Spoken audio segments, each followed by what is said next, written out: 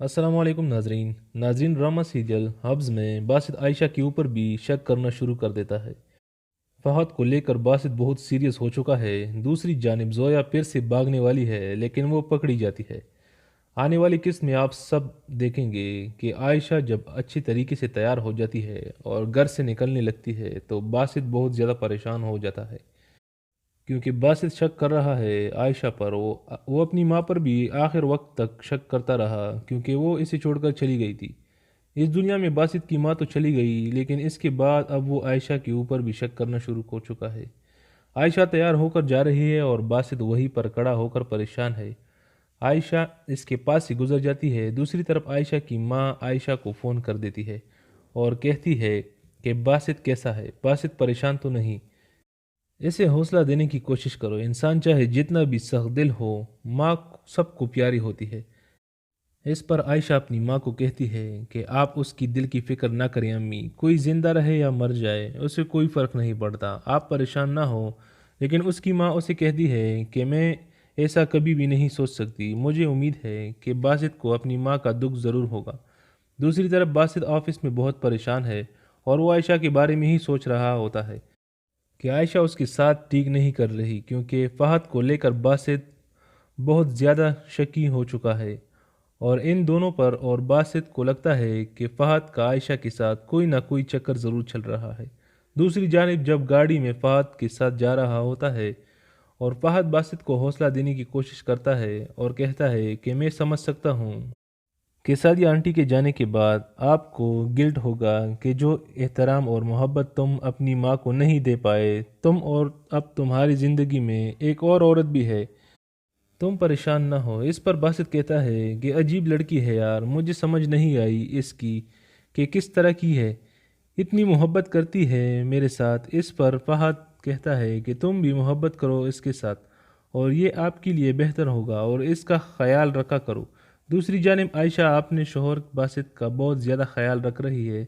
उसके लिए खुद ही चाय लेकर आती है और वो दोनों एक दूसरे के पास बैठकर चाय पीना शुरू हो जाते हैं। लेकिन बासित अच्छी तरीके से आयशा के साथ बात नहीं करता। यहीं पे आयशा बोल देती है कि जो ख़त आपने लिखे थे वो सारे ख़त मैंने पढ़ लिए थे, आपने जो कहना था वो मैंने आंटी को कह दिया था, लेकिन आपको कहने का मौका नहीं मिला।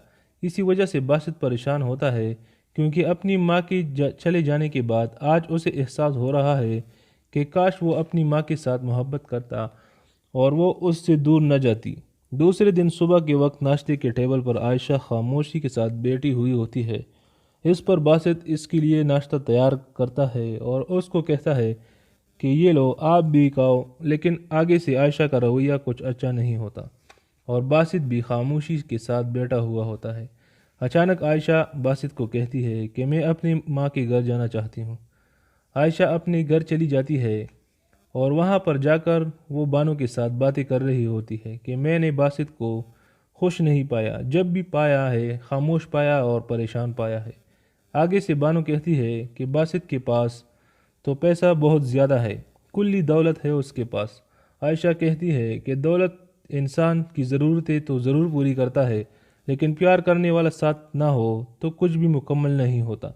आगे से बानो कहती है कि अगर प्यार करने वाला शख्स ही साथ छोड़ जाए तो क्या किया जाए। दूसरी जानिब जोया ने आखिरकार आमिर के साथ भागने का फैसला कर लिया है। अपना सारा सामान पैक करके रात के वक़्त घर से निकलने ही वाली होती है कि जोया पकड़ी जाती है, क्योंकि आमिर उसके साथ बिल्कुल भी अच्छा रवैया इख्तियार नहीं करेगा, इसके साथ धोखा करने वाला है। दूसरी तरफ आयशा को जब फहद की कॉल आती है तो वो रात के वक़्त बालकनी में जाकर उसके साथ बातें करती है और पीछे से बासित भी इसकी बात सुन रहा होता है। आयशा फहद को कहती है कि अगर आप ना होते तो मैं पता नहीं क्या करती, मैं किसी और को कह भी ना पाती। इसकी ये सारी की सारी बातें बासित भी सुन रहा होता है, लेकिन बासित के दिल में आयशा को लेकर गलतफहमियाँ पैदा होंगी। लेकिन ये सारी गलतफहमियाँ और शक उस सिर्फ और सिर्फ उसका वहम ही साबित होगा। आयशा बासित के साथ ही मोहब्बत करती है, फहद का सहारा लेकर बासित को खुश करना चाहती है। लेकिन कौन कौन चाहता है कि बासित और आयशा एक दूसरे के साथ खुश रहे। नीचे कमेंट सेक्शन में अपनी محبت بری رائے کا اظہار ضرور کیجیے گا اور چینل کو سبسکرائب کر کے بیل کا بٹن ضرور دبا دیجیے گا۔ اپنا خیال رکھیے گا۔ اللہ حافظ۔